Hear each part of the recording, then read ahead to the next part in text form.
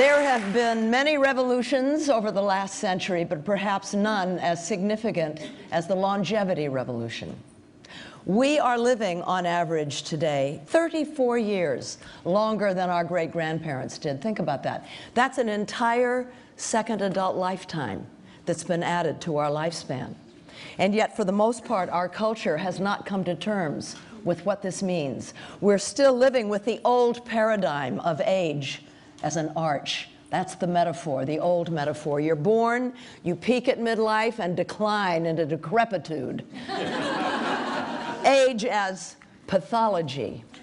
But many people today, philosophers, artists, doctors, scientists, are taking a new look at what I call the third act, the last 3 decades of life. They realize that this is actually a developmental stage of life with its own significance, as different from midlife as adolescence is from childhood. And they are asking, we should all be asking, how do we use this time? How do we live it successfully? What is the appropriate new metaphor for aging? I've spent the last year researching and writing about this subject, and I have come to find that a more appropriate metaphor for aging is a staircase, the upward ascension of the human spirit, bringing us into wisdom, wholeness, and authenticity. Age not at all as pathology, age as potential. And guess what?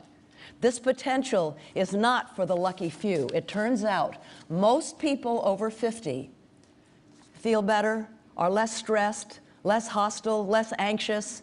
We tend to see commonalities more than differences. Some of the studies even say we're happier. This is not what I expected, trust me. I come from a long line of depressives. As I was approaching my late 40s, when I would wake up in the morning, my first 6 thoughts would all be negative. And I got scared. I thought, oh my gosh, I'm going to become a crotchety old lady.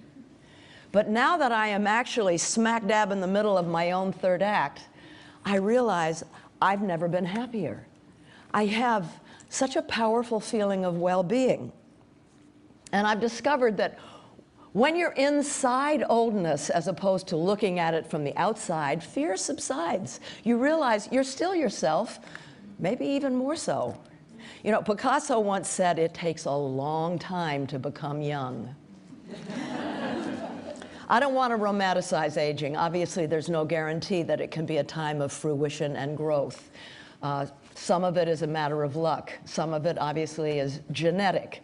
1/3 of it, in fact, is genetic, and there isn't much we can do about that. But that means that 2/3 of how well we do in the third act, we can do something about. We're going to discuss what we can do to make these added years really successful and use them to make a difference. Now, let me say something about the staircase, which may seem like an odd metaphor for seniors, given the fact that many seniors are challenged by stairs, myself included.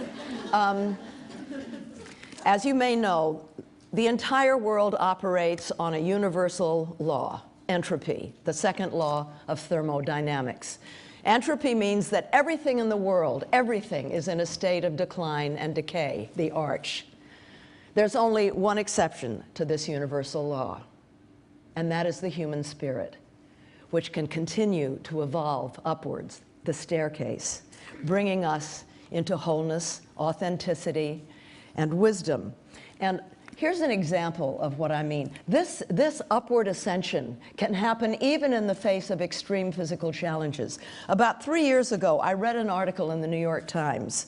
It was about a man named Neil Selinger, 57 years old, a retired lawyer, who had joined the writers group at Sarah Lawrence, where he found his writer's voice. 2 years later, he was diagnosed with ALS, commonly known as Lou Gehrig's disease. It's a terrible disease. It's fatal. It wastes the body, but the mind remains intact. In this article, Mr. Selinger wrote the following to describe what was happening to him. And I quote, "As my muscles weakened, my writing became stronger.